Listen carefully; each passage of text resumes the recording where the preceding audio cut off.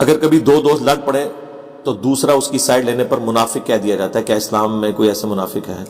والدین کے سامنے بہت کوشش کرنے کے باوجود بے ادبی ہو جاتی ہے. جی ہو جاتی ہے، ہمیں پتہ ہے. تو زیادہ کوشش نہ کریں والدین کے سامنے، خاموشی اختیار کریں. اور جو میرا کل ایک کلپ اپلوڈ ہوا ہے فرقہ پرستوں کو، فرقہ بازوں کو سمجھانے کا طریقہ، آپ وہ ویڈیو دیکھ لیں تو آپ کو میں نے حکمت سکھائی ہے کہ کس طریقے سے آپ نے بات پہنچانی ہے. باقی یہ دوستوں کی سائڈ لینے میں ظاہر ہے یہ کچھ ہو جاتا ہے، کوئی ایسا مسئلہ نہیں ہے.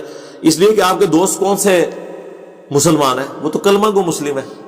کلمہ گو مسلم کو کیا پتا، یہاں تو کسی کے سامنے سچ بول دے وہ ناراض ہو جاتا ہے. آپ کو سچی بات کرنے کے لیے 10 دفعہ کہنا پڑتا ہے معذرت کے ساتھ. ایک مسلمان کا یہ ایٹیچیوڈ ہونا چاہیے کہ اسے قرآن و سنت سے حوالہ دیتے ہوئے آپ کو معذرت کرنی پڑے تو اس کا مطلب ہے کہ وہ مسلمان نہیں ہے. ہندو کو آیت پیش کرتے ہوئے ہمیں نہیں کہنا پڑتا معذرت کے ساتھ، ہم کہتے ہیں ہمارے قرآن میں یہ لکھا ہوا ہے، کہتے ہیں نا. کسی آپ مسلمان کو کہہ سکتے ہیں میرے قرآن میں یہ لکھا ہوا ہے، کہ نبی تم فرما دو کہ میں انسان ہونے میں تمہاری طرح ہی ہوں، مرتبے میں نہیں، اسپیشی میں. وہ کہے گا ادھر آنا. ڈاکٹر طاہر القادری صاحب کی ایک ویڈیو ہے جس میں وہ اتنے جذباتی ہوئے ہیں، باقیوں کو تو چھوڑ دیں، اتنا پڑھا لکھا بندہ.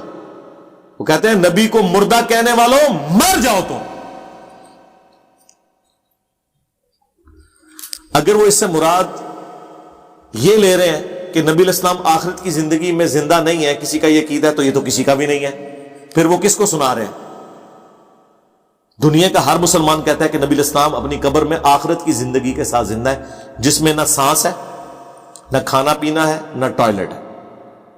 اور وہ آخرت کی جنت کی زندگی ہے جو اس دنیا کی زندگی سے مختلف ہے. اور آج بھی اگر قبر رسول آپ کھودیں گے تو نبی علیہ السلام آپ کو وہاں نماز پڑھتے ہوئے نظر نہیں آئیں گے. یہ جو مسلم شریف کی حدیث ہے نا کہ حضرت موسیٰ علیہ السلام کو نماز پڑھتے ہوئے دیکھا، وہ سارا معاملہ برزخی ہے.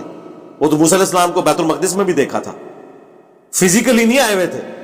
وہ ایک اور دنیا ہے، وہ وکھرا جہاں ہے، وہ ہے اصل وکھرا جہاں، برزخ، ان سین بیریئر. جیسے فرشتے ہمارے یہاں موجود ہیں، ہم دیکھ نہیں سکتے ان کو، اور فرشتوں کو یہاں ہونے کے لیے فزیکل جگہ کی بھی ضرورت نہیں ہے. مومن کی قبر جو ہے وہ 70 ہاتھ دائیں بائیں آگے پیچھے کھل جاتی ہے نا، مسلم کی حدیث ہے. ذرا یہ سارے دربار کھودے نا، مجھے دکھائیں 70 ہاتھ کھلی ہوئی ہیں. نہیں ہوں گی. وہ کہیں گے نہیں اے روحانی طور تے کھلی ہوندیاں نے، آئے ہو نا دار تلے ہون. ہاں ایک قبر منو کاٹ دے 70 گز دائیں بائیں اگے پیچھے، ایک 70 گزی قبر تے دکھا دو گے، وہ قبر ہی خود لمبی ہے، لیکن یہ 70 ہاتھ ساری طرف کھلی ہوئی ہے. ایک قبر دس دو. اللہ کے بندو آج بھی نہیں کھودی جا سکتی، وہ دھڑام سے گر پڑے گی جب تک آپ لنٹر نہ ڈالیں. اتنا لمبا اگر آپ کھودیں گے کسی چیز کو، یا تو ہے کہ نیچے جا کے 1 کلومیٹر جا کے اندر کوئی تہخانہ بنائے، اتنی ڈیپتھ میں آپ بنائیں گے تو زمین اپنے وزن سے ہی گر پڑے گی. بلکہ یہاں تو ہمارے تو چھوٹی موٹی قبروں میں لحد بنائی جائے اگر، وہ لحد ہی گر پڑتی ہے. وہ جو کعبے کی طرف تھوڑا سائڈ پہ کر کے نکالا جاتا ہے ایک صندوقچہ سا، اسے لحد کہتے ہیں. پھر لاش کو آگے کر کے تو یوں ٹلٹ کر کے، سنت بھی یہی ہے دفنانے کا طریقہ. یہ جو باکس والی قبریں یہ سنت نہیں ہے، جائز ہے، لیکن ہماری زمینوں میں چونکہ وہ باکس والی قبر ہی کھودنا آسان ہے، وہ لحد مشکل ہے. لحد گر پڑتی ہے تو 70 ہاتھ کون کھولے گا؟ کہتے نہیں یہ آخرت کی زندگی ہے. تو خدا کے لیے یہ چیزیں بھی جو آپ ہمیں لکھ کے بھیج رہے ہوتے ہیں، یہ بھی آخرت کے ساتھ ریلیٹڈ ہے.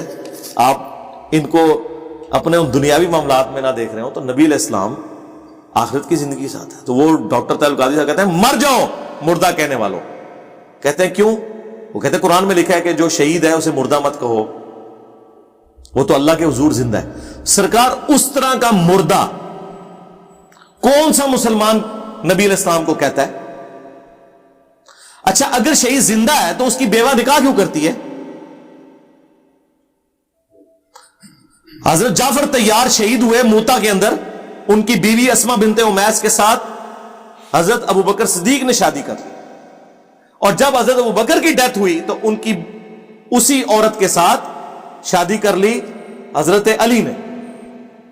اسی لیے عبداللہ ابن جعفر اور محمد بن ابی بکر یہ حضرت علی کے حقیقی بیٹے نہیں ہیں، لیکن حقیقی بیٹوں کی طرح ان کی پرورش کی ہے مولا علی نے. اور سیدہ زینب کا تو رشتہ بھی عبداللہ بن جعفر کو دے دیا. شہید زندہ ہے تو بیوہ نکاح کیوں کرتی ہے؟ جس کا خاوند زندہ ہو وہ عورت اگر نکاح کہیں اور کر لے نہیں جی وہ آخرت کی زندگی ہے، آئے ہو نا داڑ تھلے ہو. تو قادری صاحب سے کوئی پوچھے جو آپ یہ کہہ رہے ہیں نبی کو مردہ کہنے والوں مر جاؤ، یہ کس کو آپ کہہ رہے ہیں؟ اس طرح کا مردہ تو کوئی بھی نہیں مانتا. اور اگر آپ مطلقاً انکار کر رہے ہیں موت کا تو یہ تو قرآن کہہ رہا ہے انک میت وانہم میتون. اے نبی تمہیں بھی مرنا ہے، تمہارے مخالفین کو بھی مرنا ہے. وما محمد الا رسول قد خلت من قبلہ الرسل افئن مات او قتل. محمد تو نہیں مگر ایک رسول، اگر یہ مر جائیں یا قتل ہو جائیں. اور پاکستان میں ترجمہ ہوا ہوتا ہے اگر یہ وصال فرما جائیں یا شہید ہو جائیں. حالانکہ وصال اور شہید بھی دونوں عربی کے لفظ ہیں، قرآن نے نہیں استعمال کیے تاکہ آپ کا عقیدہ نہ کہیں خراب ہو جائے. جی وصال ہے، جی وصل ہوا ہے، پردہ فرمایا. اور اس سے بڑھ کر حضرت ابوبکر کا خطبہ 4 جگہ بخاری میں، کتنے گستاخانہ الفاظ ہیں ان کی ڈاکٹرن میں. الا من کان یعبد محمدا فان محمدا قد مات.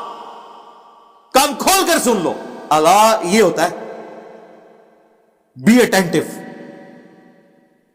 جو کوئی محمد کی عبادت کرتا تھا جان لے کہ محمد مر چکے. اب ڈاکٹر طالب قادری صاحب تو کہہ رہے ہیں محمد کوئی کہنا مر چکے تم مر جاؤ، یہ تو حضرت ابوبکر کو کہہ رہا ہے ڈاکٹر طالب قادری صاحب. اور جو کوئی اللہ کی عبادت کرتا تھا وہ جان لے کہ اللہ زندہ ہے، اسے کبھی موت نہیں آئے گی. اور پھر اس بات کی دلیل میں یہی آیات پڑھی سورہ الزمر آیت نمبر 30 انک میت وانہم میتون. اور سورہ